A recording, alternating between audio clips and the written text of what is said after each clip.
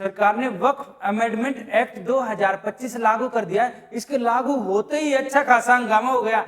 आज जानते हैं कि ये हंगामा क्या है और ये क्या ठीक है क्या गलत है। इसमें देखिए जो वक्फ अमेंडमेंट एक्ट है इसको लेकर ये आज हैदराबाद की न्यूज है कि वहां अच्छी खासी भीड़ ने प्रदर्शन किया है।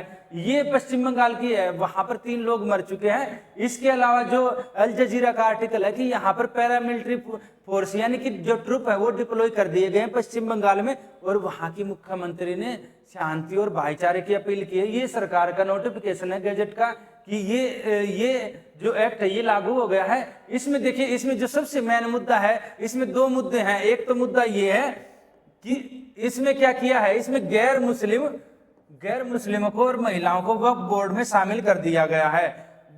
सबसे पहले बात करते हैं वक्फ बोर्ड है क्या। मुस्लिम समाज में जो भी संपत्ति धार्मिक कार्यों के लिए दान में दी जाती है उस संपत्ति को मैनेज करने के लिए एक बोर्ड बना गया।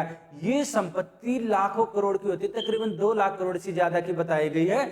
उस संपत्ति इतनी ज्यादा बड़ी इतनी संपत्ति है, उसको मैनेज कौन करेगा, तो उसके लिए एक संस्था बनाई गई, यानी उसके लिए एक बोर्ड बना गया। उस बोर्ड का काम होता है उस संपत्ति का ठीक से देख रेख करे। और यहाँ पर क्या हुआ है, सरकार ने ये बोला है कि इस संपत्ति में भाई भतीजावाद था, करप्शन था, काफी जगह गैर कानूनी रूप से जो संपत्ति उसको दान नहीं दी गई वो संपत्ति पर कब्जा कर लिया था। इसके अलावा कुछ संपत्ति ऐसी है जो काफी कम रुपए में बाकी जो प्राइवेट लोग हैं उनको संस्थानों को दान में दे दी गई है। यानी कि प्राइवेट लोग जैसे कि हॉस्पिटल को वक्फ बोर्ड ने उस संपत्ति को कोड़ियों के भाव उसको दे दिया है। तो ये सारे मुद्दे उठाते हुए सरकार ने क्या किया, जो एक्ट है यानी कि ये कानून तो पहले से था, इस कानून में कुछ बदलाव किए हैं और उन बदलाव करने से यहाँ पर इश्यू हो गया। यहाँ पर एक तो किया कि जो बोर्ड है उसमें गैर मुस्लिम मेंबर भी शामिल कर दिए जाए, उस बोर्ड के सदस्य जो मुस्लिम धर्म के नहीं है उनको भी।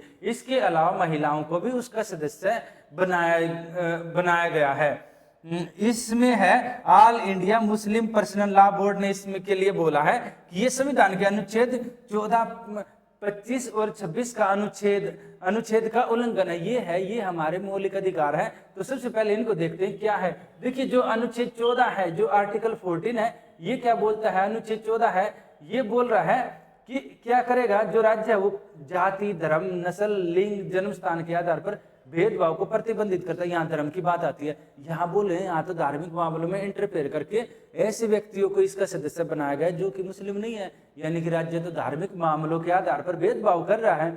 इसके अलावा ये दिया गया है, अनुच्छेद जो 25 है ये बोलता है कि सभी व्यक्तियों को धार्मिक गतिविधियों के लिए स्वतंत्र रूप से संपत्ति के उपयोग करने का अधिकार। यहाँ तो बोल रहे हैं कि हमें तो संपत्ति स्वतंत्र रूप से उपयोग ही नहीं करने दी जा रही है। क्यों? क्योंकि उसमें तो सरकार इंटरफेयर कर रही है और उसमें तो बाकी लोगों को भी इसमें इन्वॉल्व कर रही है, बाकी यानी कि दूसरे धर्म वालों को।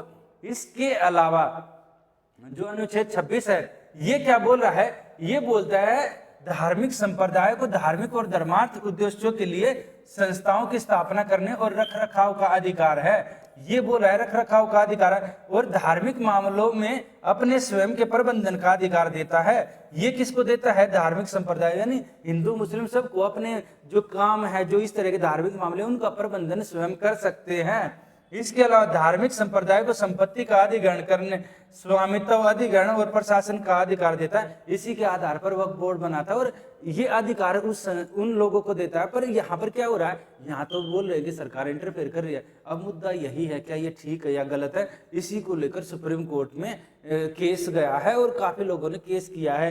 एक तरफ वो बोल रहे हैं कि नहीं, सरकार धार्मिक मामलों में इंटरफेयर कर रही है धर्म की आजादी में, दूसरी तरफ सरकार बोल रही है कि इसमें करप्शन है। तो अब आखिर इसका सॉल्यूशन क्या हो? देखिए यहाँ पर जो सरकार ने जो कानून बनाया है, अगर वो गलत है तो सुप्रीम कोर्ट उसको वैसे ही नल एंड वाइड कर देगा। अगर ये ठीक है तो लागू हो जाएगा।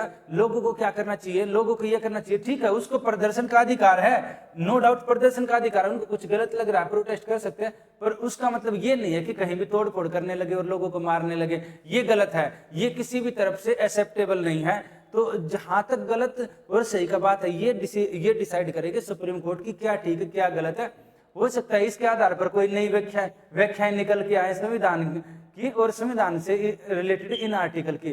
तो यही मेन मुद्दा है और अंतिम निर्णय लेना है सुप्रीम कोर्ट को। जहां तक आपकी राय क्या होनी चाहिए, या हमारा मानना ये है कि अगर प्रदर्शन हो तो शांतिपूर्वक हो, इसके अलावा किसी को हिंसा और चोट न पहुंचाई जाए। बाकी पार्टियां क्या बोल रही है, बीजेपी क्या बोल रही है, कांग्रेस क्या बोल रही है, जो मुस्लिम पक्ष क्या बोल रहा है, बाकी पक्ष क्या बोल रहे हैं, वो बातें सेकेंडरी है। मेन मुद्दा यही था।